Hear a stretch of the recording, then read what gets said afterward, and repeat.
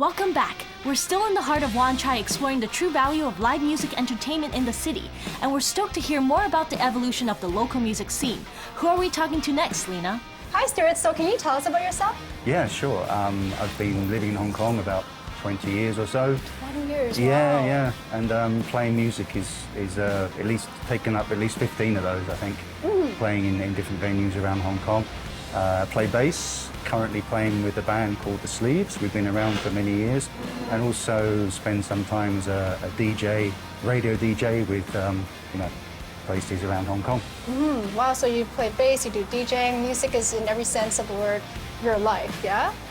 Yeah, I mean, it's a big part of my life, for sure. Yeah, that's true, yeah. So what kind of venue do you look for when you go to perform? I'm not that fussy. The important thing is you just get a place to play. The venue itself is not that important. It's just really? that if you're doing something with a group of people that you want to spend time with, and you've got an audience there, even if it's one person or 1,000 people, it's just an outlet for the music that you like to play. Okay, so it's not like you specifically look for a certain ambiance, a certain crowd that you like to perform to? No, I like the variety. I don't like having the same setup every time. It's nice to turn up in a new place or see a new bunch of faces in the audience. Right. It keeps everything alive and it keeps moving, as it were. What is the music scene like for you? Is it always busy? Is it sometimes slow?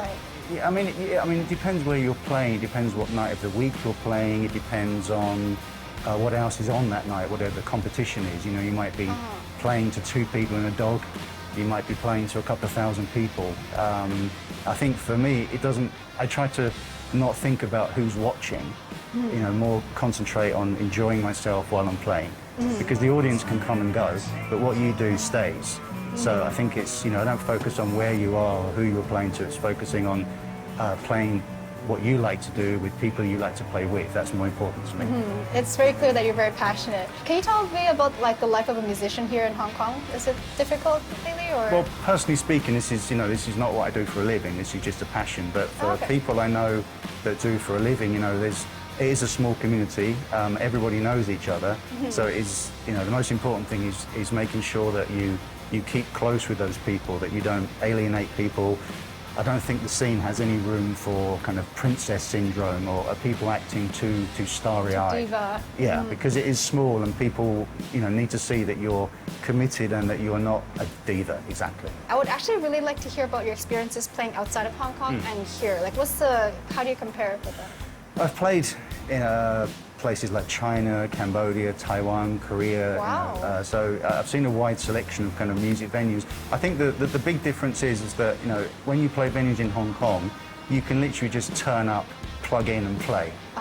That doesn't happen in a lot of places. You have to organize equipment, you have to you have to jump over a lot of hurdles to get the gig working. But Hong Kong seems to be, I don't know whether it's just because I'm from here, I've been here a long time, but it's just that you can just turn up in most of the venues in Hong Kong, bring your instrument, plug in and play. Oh, so it's a lot more spontaneous here. Yeah, absolutely. There's no bureaucracy to deal with. You can just, and also there's no low bar. It doesn't matter your skill level. No one cares. You can just play. That's the most important thing. Whereas sometimes overseas, there's a certain expectation. Standard of... Yeah, and you have to deal with various people in the country, and there's a certain, I can't say jealousy, there's a certain rivalry.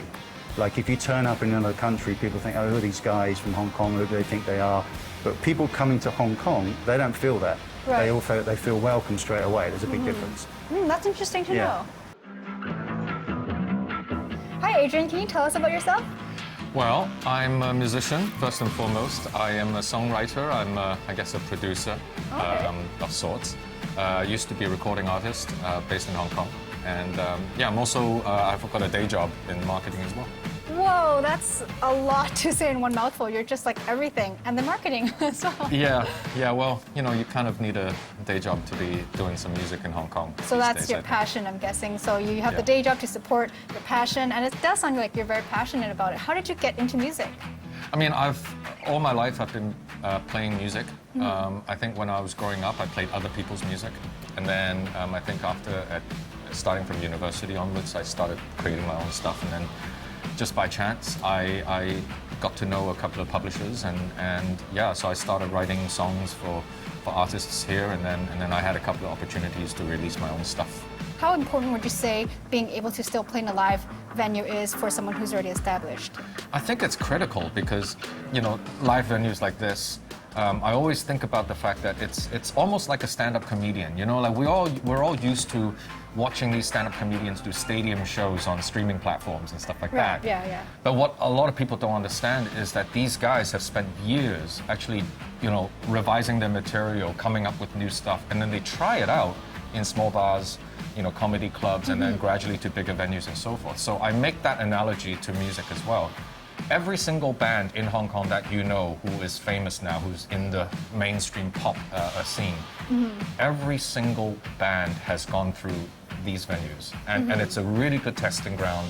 This live music culture must continue. Otherwise, you know, we're not going to be able to allow these kids to continue, you know, developing their own artistry and their music.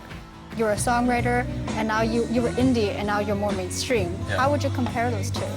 We're now in 2022.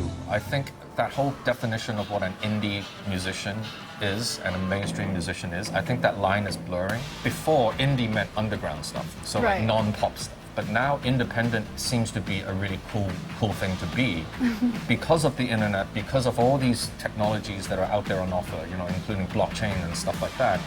You're able to really look at yourself and develop your own career without, you know, record labels or, dare I say, even a manager. You know, as long as you're able to do good music, you have a place to sort of live performances. Because let's face it, nobody really, you know, follows a pop star because their live streaming was great. Like, people fall in love with an artist or a band because they saw them in real life. So as long as all these things are together, I think independent musicians are the way and are the future. And you know, I would argue that, you know, I enjoy being an independent a lot more than maybe a signed mainstream artist these days. Okay, that's interesting. Now, what do you see for the future of music in Hong Kong? I think the future's good. I think, you know, we've got a whole new generation of kids who are a lot more used to this whole idea of producing and recording music because technology is so convenient. Especially the platform of social media, like the word gets around. Yeah, so everybody's a songwriter, everybody's a producer. So I think it's the, you know, getting them interested, a lot more people interested. I think that's a great thing. What I can't stress enough is the fact that we need these live venues open up as soon as possible. Because it really is that testing ground. It really is that sort of, I see it as a rites of passage for every artist, for every band to come here, perform to a small crowd, get used to that whole sort of interaction, live interaction with your audience, learning from it, and then refining the material as a result. And if you have these two together, I think Hong Kong music will be very, very good. So Neil, can you tell me about yourself? Yeah, well, I'm the general manager here. I've been in Hong Kong for many years, working in the hospitality industry. Okay. And I came aboard with these guys from when they opened the new ranch. Their background was more music scene rather than food and beverage. So I'm here to help them take that onto a different level, hopefully. Right, so there's like this huge gap that they need to be filled, and you're the expert for that, yeah? So I think so, yes. So what kind of food do you think does especially well at a live music venue? I think people are, after they've sat down and had the meal, when the music comes on, they're a little more inclined then to have just sort of snacks, quick food. Scotch eggs go down very well. Sausage rolls go down very well. Poutine as well, or chunky chips poutine, they're very, very popular as well. So these are quite British style kind of. Quite British. The menu's not whole British, but there's quite a lot of British influence on there. Of course, I'm British, so a lot of British influence on there as well. Yeah. Oh, so you have put some of your own influence into the menu as well? Of course, yeah. And then our head chef is a local Chinese guy, so he had a lot of influence as well. So I think together... It's a fusion of a lot of things. Yeah, a lot of fusion together. I think it's doing okay. Yeah. Are there any specific dishes that you're very proud of creating on the menu? We have our own rotisserie oven here, so that's doing really well. That's a popular dish for lunchtime, right through sit-down dinner now. Each chicken takes around 90 minutes to cook. And I think that's something which will continue to be popular when we have the live music as well, for sure. We can even use that for snacks, put it up different, gives us a lot of varieties to use, yeah. And it's a standout item too. Not a lot of bars or live music menus have a whole rotisserie oven in their kitchen. Not many at all, to be honest. Most of the bars who have live music, they focus on snacks, just quick food in and out. Yeah. We're slightly different. You know, we have the full restaurant menu, full sit-down menu, so it gives us a lot more options and, hopefully a better experience for everybody, I hope. Yeah. When a customer walks into here, what kind of experience do you want to bring to them? It starts from when they come in. Obviously, the service needs to be very important. The lighting needs to be important. I think the atmosphere a little bit quieter initially, early on when they're having dinner, and then as the night progresses, the music will come on. We can move a few tables away. The whole atmosphere will change into sort of a lot more less of a dinner service, into more of a party scene when the live music comes on there. Hopefully, they'll leave having the whole complete entertainment experience. In Hong Kong, there is legacy and then there's progeny. Today I learned that to get somewhere, you have to start somewhere. Now, the live music scene in Hong Kong has taken a beating, but there's a rich history that was built from the ground up, and there's a lot of people's livelihoods that were intertwined, that it would be so sad to see this all just go to waste because of the pandemic. And that's why I think it's so important to support art and culture in the form of live music in Hong Kong. Let's rock on!